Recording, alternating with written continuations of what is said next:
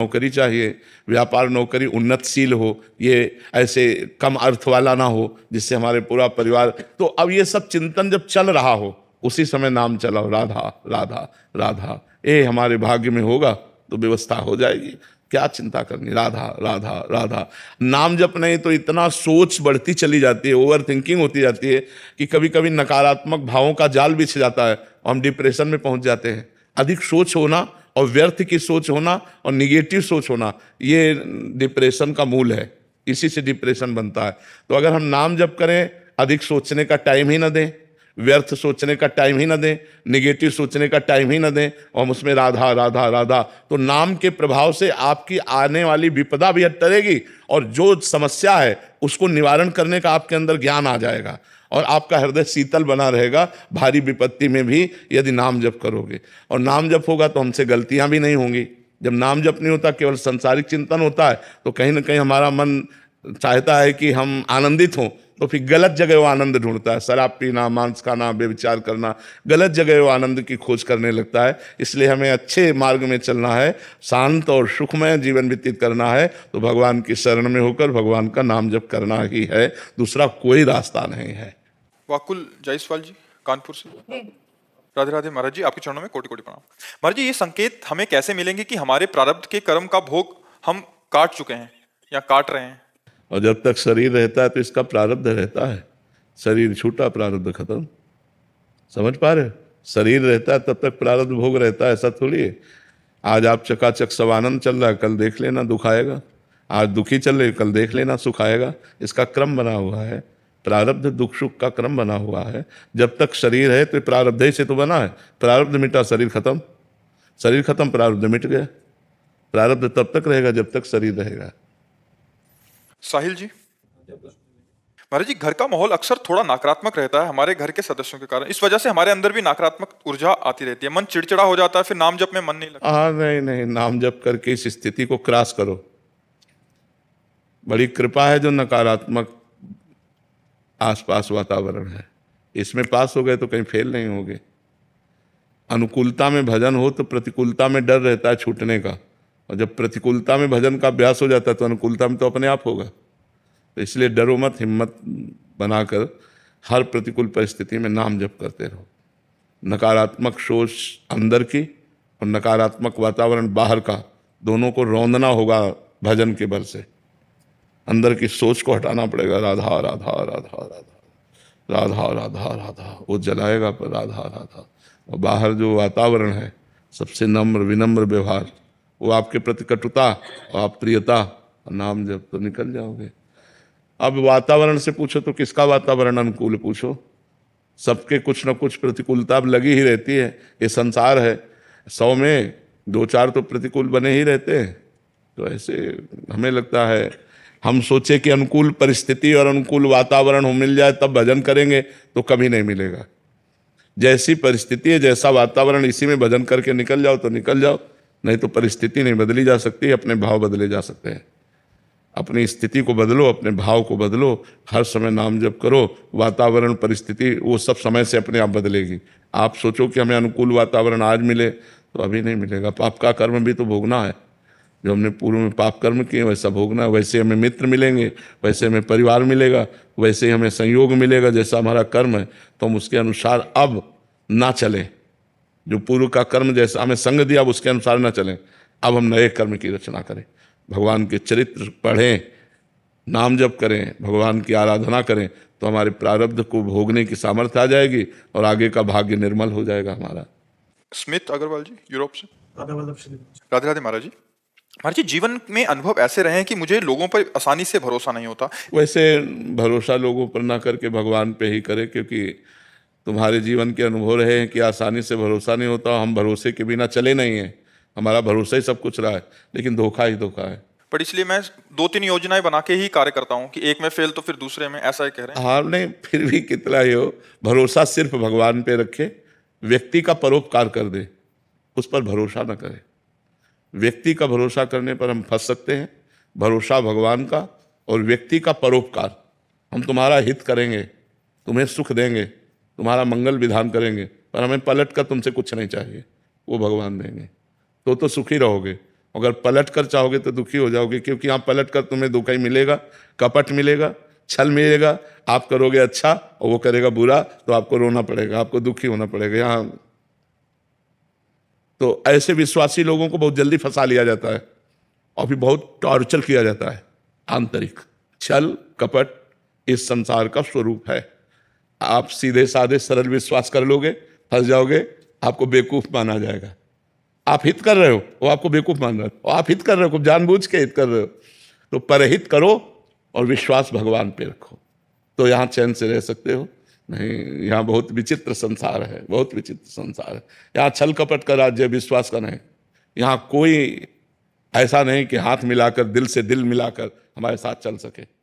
हाथ मिलाएगा तो जेब देखेगा, दिल नहीं। और जब जेब कल तुम्हारी काम नहीं करेगी ना, वो तुमसे देखेगा भी नहीं, बात भी नहीं करेगा। आज का संसार ऐसा है। तो अक्सर ये दिमाग में आ जाता है कि पूरा जीवन तो गुजर गया है, अब कैसे श्री की प्राप्ति हो। नहीं, एक नाम में भी आपका काम बन जाएगा। ये दिमाग में क्यों नहीं डालते हो कि जैसे हम बोला राधा मर गए तो राधा की प्राप्ति हो जाएगी। हमको अंतिम फाइनल पे पहुंचना है कि अब अंतिम समय, चूंकि अपने को पता नहीं है, मालूम नहीं है कि हम कब मरेंगे, तो हम हर समय राधा राधा कह रहे हैं। जब मरेंगे तब राधा राधा कह के मरेंगे, तो हमें भगवत प्राप्ति हो जाएगी। जैसे अजामिल ने अपने पुत्र के बहाने नारायण नाम बुलाया, तो अंतिम समय नारायण निकलने के कारण भगवत प्राप्ति उसे हुई। तो अगर हम अभी राधा बोलते हमारे प्राण निकल जाते तो भगवत प्राप्ति हो जाएगी। हमें चिंता नहीं करनी, हमें चिंतन करना है। ठीक है, जितना बचा हुआ जीवन है उसमें खूब नाम जप करो, इसी से भगवत प्राप्ति हो जाएगी।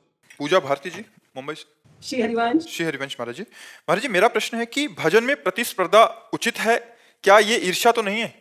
मतलब दूसरे से प्रतिस्पर्धा करना कि ये ज्यादा भजन कर रहा है मेरे से, या मुझे भी उतना करना चाहिए? वैसे देखना ही नहीं चाहिए, ये विषय नहीं देखना चाहिए, अपने को देखना चाहिए। और अपना भजन कभी पूर्ण भी नहीं होता, कितना भी करो ऐसा लगता है कि अभी जैसा होना चाहिए वैसा नहीं हो रहा। हम दूसरे को क्यों देखें? भगवान उससे जैसा करवा रहे हैं वो वैसा कर रहा है। मान लो हम किसी का भजन देखेंगे तो किसी के दोष भी देखेंगे, फिर ठीक नहीं है।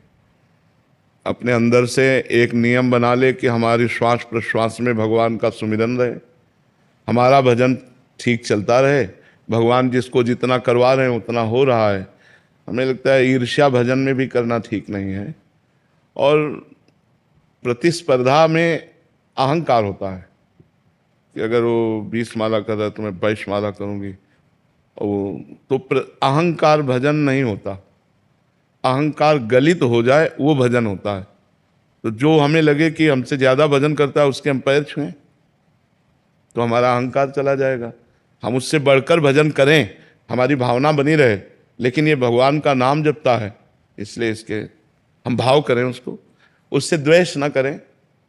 जो हमारे प्रभु का नाम जप करने वाले हैं, अधिक से अधिक नाम जप करते हैं, हम उनका सम्मान करें, उनका आदर करें, उनको प्रणाम करें। उनसे ईर्ष्या करने या प्रतिस्पर्धा करने की तो हमें कोई बात ही समझ में नहीं आती। जो हमसे ऐसा लगता है कम भजन करते हैं उनको दुलार करें और इनका भजन बढ़े, भगवान से प्रार्थना करें।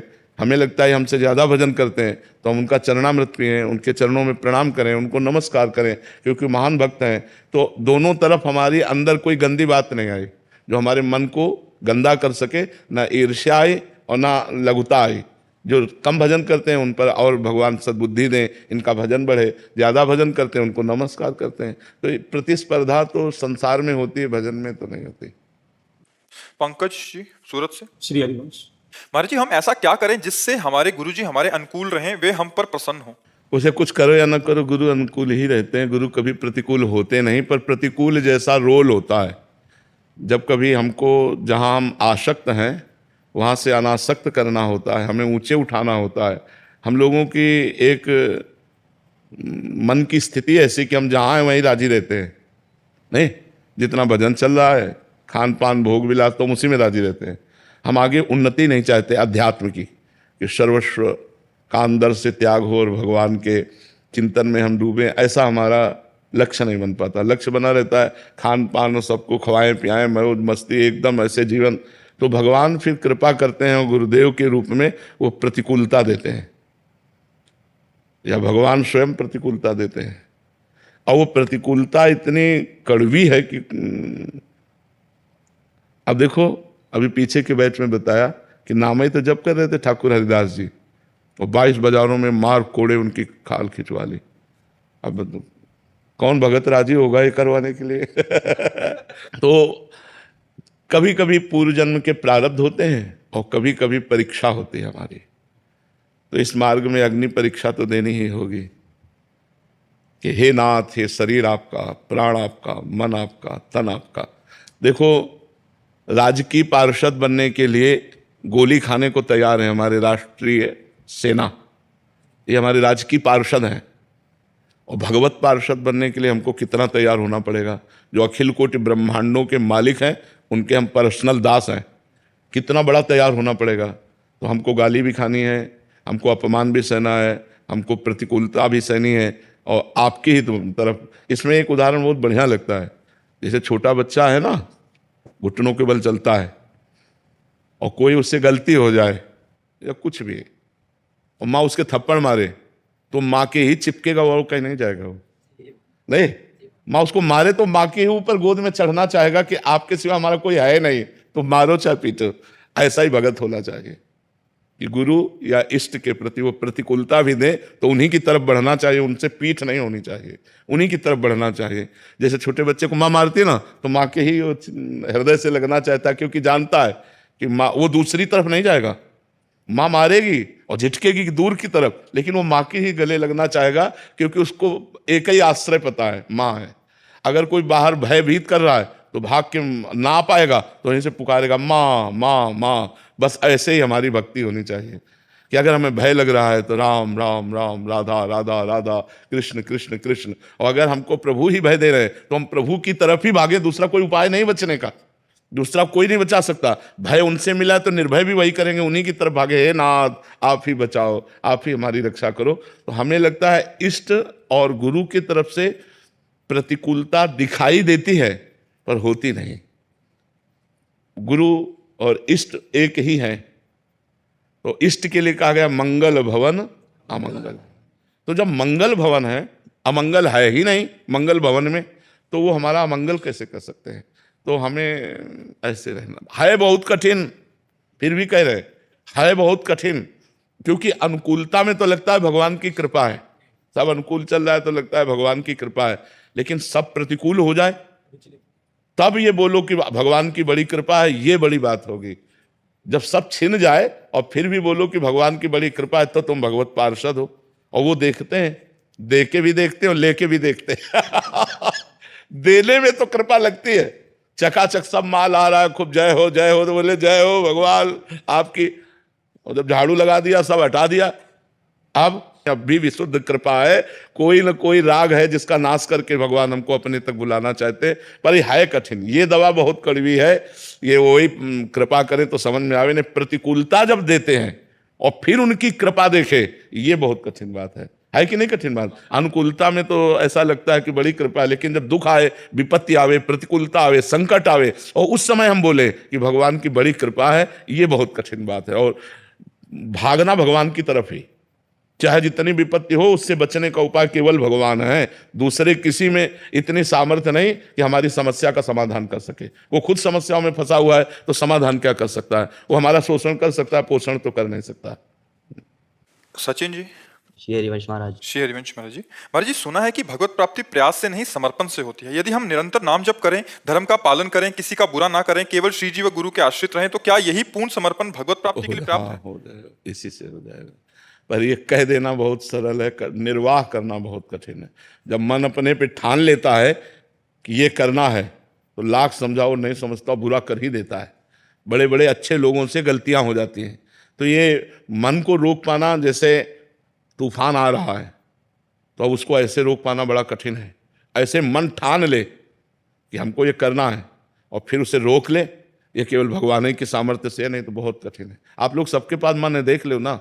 अगर ठान लेता है आज मुझे ये देखना है, आज मुझे भोगना है, आज मुझे करना है, तो 1000 बार आपके सामने पेश करेगा, ये देखना है, ये देखना है, ये देखना है। अगर आप मना करो नहीं नहीं, तो जलाएगा, अशांति पैदा कर देगा। अब लगता है यार खा ही लो, देख ही लो जब मन कह रहा है, और जहां वो गलत की तरफ ले गया तो फिर एक गलती छुपाने के लिए दूसरी गलती, वो गलत होने लगता है। तो ये कह देना कि हम धर्म से चले, निरंतर नाम जप करें, ये तो कहने में बहुत अच्छा लगता है, लेकिन चलने में बहुत कठिन है।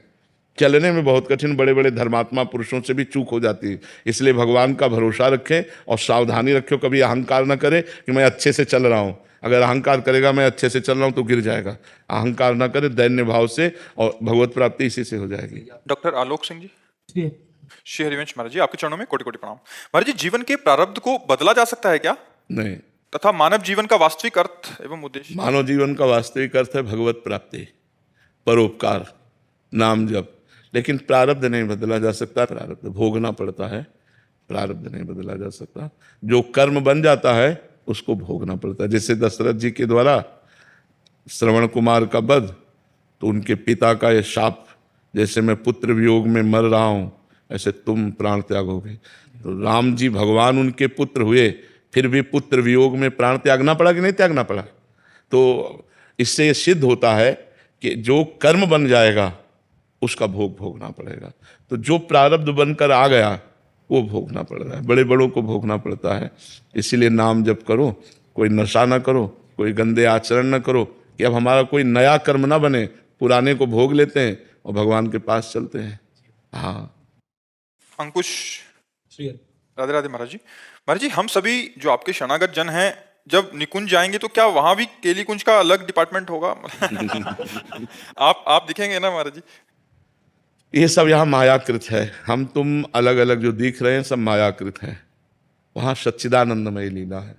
सच्चिदानंदमय लीला में मैं तू नहीं होता, तो एक होते हैं, सब एक रस में डूबे हुए होते हैं। यहाँ की सोच और वहाँ की सोच, यहाँ का रूप वहाँ का रूप, यहाँ की भिन्नता और वहाँ की अभिन्नता हमारी बुद्धि में कैसे आ सकती है? क्योंकि बुद्धि तो यहाँ की है ना, अभी निकुंज की बुद्धि तो नहीं है ना। इसलिए वाणी पाठ करो, नाम जप करो, ठाकुर सेवा करो, परोपकार करो। जब हमारी बुद्धि निकुंज की होगी तब समझ में आ जाएगी। अभी कैसे समझ में आएगी?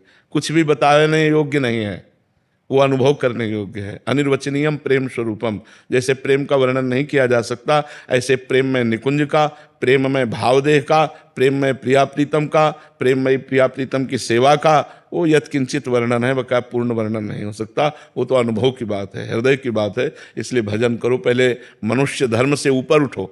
अभी तो मनुष्य धर्म में हो ना, देह भाव में ही हो ना, तो पहले धीरे धीरे वाणी पाठ करो, खूब नाम जप करो, धीरे धीरे चलो।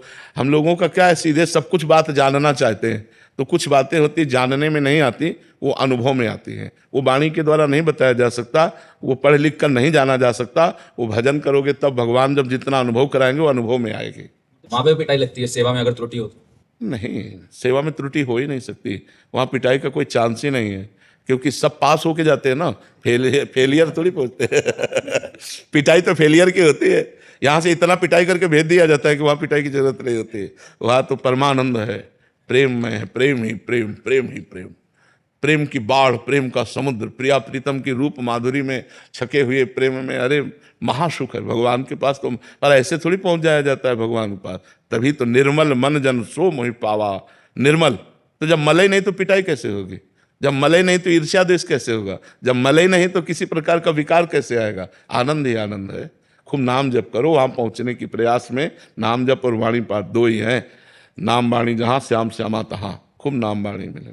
महाराज जी, एक संशय है कि ऐसा बोला जाता है कि श्री जी के चरणों का अध्ययन करना चाहिए आंखें बंद करके। तो हम प्राथमिक शिष्य हैं, हमने श्री जी के अनेक रूप देखे हैं, पर रियल में कभी श्री जी को देखा है? हम कहते हैं श्री जी के नाम का ध्यान करना चाहिए, प्राय कहते हैं, क्योंकि सब श्री जी के रूप हैं अलग अलग। अपनी भावना में जैसे आए तो चित्रकार ने उतार दिया। चित्रकार ने भी तो श्री जी को नहीं देखा ना। जिसने चित्र का निर्माण किया उसके भाव में तो आया है, ना कि उसने श्री जी को देख के बनाया है। देखने की सामर्थ्य तो सिद्ध महापुरुषों में होती है। तो नाम में रूप समाया हुआ है। जैसे कृष्ण नाम है तो उसी में सब समाया हुआ है, राधा है उसी में सब समाया हुआ, राम उसी में सब समाया। तो हम राधा, बार बार राधा राधा राधा राधा ध्यान करें, राधा नाम जप करें, तो जो श्री जी का रूप है वो झलकने लगेगा। हम इसीलिए जैसे सब रूप श्री जी के हैं, जब सब रूपों में है तो वो है ही है, लेकिन श्री जी का जो रूप है वो इनमें से, जब सब है तो ये भी है, लेकिन जो रूप है उनका वो कहीं नहीं है। जैसे श्री जी के रूप में आता है पीता अरुणक्षय अनंत तडिल्लताभाम, पीत और अरुणिमा लिए हुए गौरांगी। अनंत बिजलियों की कांति। अब बताओ फोटो में कैसे अनंत बिजलियों की कांति आएगी? एक बिजली की कांति तो हम सह नहीं पाते हैं, और अनंत बिजलियों की कांति जिनकी श्रीअंग की आभा निकल रही है, ऐसी श्री जी को कौन से फोटो में लाया जा सकता है? ऐसी न स्याही है, न हमारे दिमाग की क्षमता है कि हम वो भावना में भर से। तो वाणियों का गायन और नाम जप और नाम का ध्यान, ये श्री जी का जो रूप है इसका परिचय दे देगा। नाम वाणी से ही श्री जी का अनुभव होता है। तो अब मानी संख्या ये श्री जी, अब हम चूंकि श्री जी का ध्यान करके श्री जी इनका ध्यान कर रहे हैं, तो हमारा ध्यान श्री जी तक पहुंचेगा और धीरे धीरे ये खत्म हो जाएगा और श्री जी आ जाएंगे। ऐसा भी होता है। तो इसलिए हमारी जहां से प्रियता बने वैसा शुरू कर लेना चाहिए। पर हम प्राय आदेश करते हैं कि राधा नाम का ध्यान करो, उसी से सब कुछ बन जाएगा। विकास गर्ग जी हरियाणा से। महाराज जी आपके चरणों में कोटि कोटि वंदन। महाराज जी कलयुग के इस भयानक दौर में सच्चे संतों की पहचान कैसे करें महाराज जी? भगवान पहचान करा सकते हैं। बाहरी लक्षणों से तो नौटंकी नाटक में भी 2-4 घंटे के लिए साधु का स्वांग किया जाता है, तो सच्चा ही स्वांग करने का जो भाव प्रकट करते हैं तो सच्चा ही तक दिखाई देता है। असलियत में भगवान के प्रति जो पूर्ण समर्पण है अंदर का, वो बाहरी किसी लक्षणों से जाना नहीं जा सकता। दाढ़ी रखा लेना, बाल रखा लेना, तिलक लगा लेना, वेश परिवर्तन करके, ये कोई साधुता का स्वरूप नहीं है। ये बाहरी रूप साधु का है, लेकिन जो साधुता के लक्षण हैं वो आने चाहिए। भगवान ने वर्णन किया है भागवत में, सबसे बड़ा लक्षण है मय्यासक्त मना, जिनका मन भगवान में आसक्त हो गया है, भगवान में आसक्त चित्त वाले। तितिक्षवा कारुणिकाः सुहृदा सर्वदेहिनाम, महान सहनशील। उमा संत के यही बड़ाई, मंद करत जो करे भलाई। जो मान अपमान में समान, दुख सुख में समान, लाभ हानि में समान, जिनके अंदर किसी भी तरह का कोई कलुष नहीं रह गया है। सड विकार जित अनघ अकामा, काम क्रोध लोभ मोह मद मत्सर जिनके ऊपर प्रभाव नहीं डाल सकते, जिनके सारे पाप नष्ट हो गए, जिनके अंदर कोई कामना नहीं, जिनका रहने के स्थान में आसक्ति नहीं, जो भगवान में आसक्त चित्त वाले हैं। अब ये सब अंदर की बातें हैं, तो बाहर कैसे बताया जा सके कि कौन सही है कौन गलत है? ये तो केवल भगवान जान सकते हैं, नहीं जान सकते। जैसे हम रो रहे हैं तो पता नहीं कौन सा चिंतन करके रो रहे हैं, लगेगा संत हैं रो रहे हैं तो भगवान में रो रहे हैं, लेकिन जरूरी नहीं कि वो भगवान में रो रहा हो। चर्चा भगवान की चल रही है और उसका अंदर का चिंतन क्या चल रहा है, वो अपने किसी दुख से दुखी होकर अंदर के किसी चिंतन से रो रहा। तो ये बाहरी बातें किसी भी तरह प्रमाणित नहीं की जा सकती, लेकिन भगवान जानते हैं। तो हमें लगता है कि भगवान से प्रार्थना करें कि आप अपने जो निज संत जन हैं उनसे मिला दो, तो वो मिला देंगे। जब द्रवहि दीन दयालु राघो तो साधु संगति पाइए। कई बार सही मार्ग में चलते हुए भी फिसलन हो जाती है, मतलब सही है लेकिन गलती हो गई है, तो लोग उसे कह सकते हैं कि साधु नहीं है, लेकिन ऐसा नहीं है। वो सही है, वो सही मार्ग में चल रहा है लेकिन फिसल गया। और एक होता है दंभ करके नाटक करके साधु का भेष रखना, वो तो पापमय है। लेकिन एक होता है कि सही है, 100% वो सही है, सही मार्ग में चल रहा है पर फिसल गया, संग दोष से, किसी दोष से फिसल गया। अब वो फिर संभलेगा, फिर चलेगा, लेकिन उसकी फिसलन को देख करके उसको कहा जा सकता है कि असली साधु नहीं है। पर ऐसा नहीं है, पर ऐसा नहीं है। वो संत है, वो भगवान के मार्ग का प्रतीक है, पर चूक हो गई।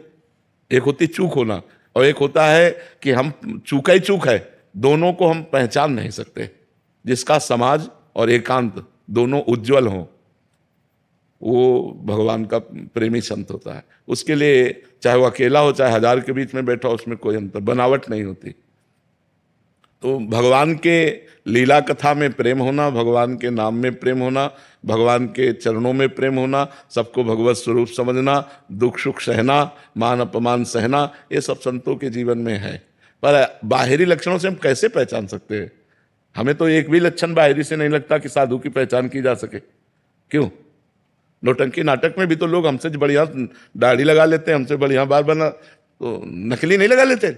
तो हमें लगता है कि भगवान ही मिलावे सच्चे संत से। तो जैसे हीरे बोरियों में नहीं होते, हीरे बोरियों में नहीं होते कि बोले ये बोरी काहे की लदी है, बोले हीरों की, नहीं ऐसे ही नहीं वो तो कहीं ऐसे होते, ऐसे हंस जो होते हैं ना, हंसों की ऐसे जमात नहीं होती कि ऐसे बिरले, ऐसे जो संत होते हैं ना बिरले होते हैं। कोई एक पाव भगत जिम मोरी, हो सकता है कोई संसार का आदमी उसे ना जानता हो कि ये संत है और वो संत हो सकता है बहुत लोग जानते हैं वो संत ना हो, दोनों बातें हो सकती है। हो सकता है कोई नहीं जानता उसे, ऐसे पागल सा पड़ा है ऐसे, वो भगवान का प्रेमी संत हो सकता है हजारों लोग जानते हैं लेकिन वो साधुता ना हो। तो हमें तो लगता है इसका फाइनल भगवान ही कर सकते हैं कि संत कौन है और असंत कौन है। सच्चा संत भगवान जानते हैं और वही मिला सकते हैं, बिन हरि कृपा मिले नहीं संता, बिना भगवान की कृपा के संतों को मिलन नहीं होता। और हमें तो समझ में नहीं आ रहा कि कैसे पहचाना जा सके। हृदय कंचन कामिनी कीर्ति में लगा हुआ है तो भगवान का, तो इसीलिए हमें लगता है कि सच्चे संत की लिखा है देवर्षि नारद जी ने, महत्संगस्तु दुर्लभो, महान पुरुषों का संतों का संग दुर्लभ है। महत्संगस्तु दुर्लभो अगम्यो, उनको पहचानना कठिन है।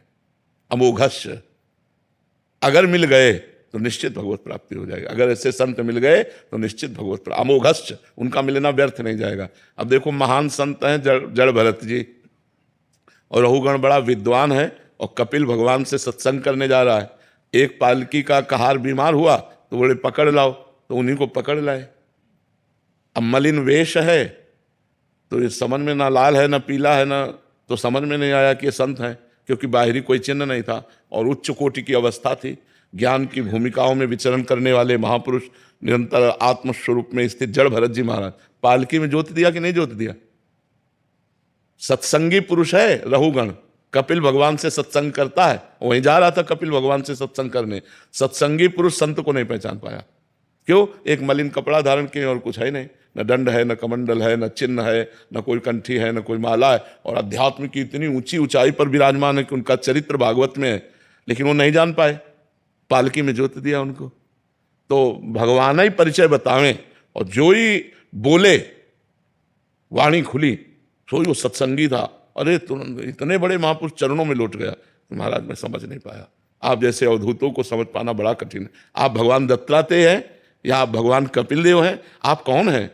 तो उन्होंने बताया कि मैं राजर्षि भरत था, मृग के मोह में फंसा, अगला जन्म मृग का हुआ, अब इस जन्म में जड़ भरत के रूप में हूं। तो संतों को पहचानना, अभी हमारी जो मति कह रही है कि केवल भगवान ही जान सकते हैं असलियत में। जैसे राजस्व यज्ञ था, तो राजस्व यज्ञ में था कि जब एक अकिंचन महाभागवत प्रसाद पा जाएगा तो आपकी यज्ञ पूर्ण मानी जाएगी और ये शंखनाद अपने आप होगा। तो सब कोई पा गया, ब्रह्मा शंकर सब आए हुए थे, लेकिन शंख नहीं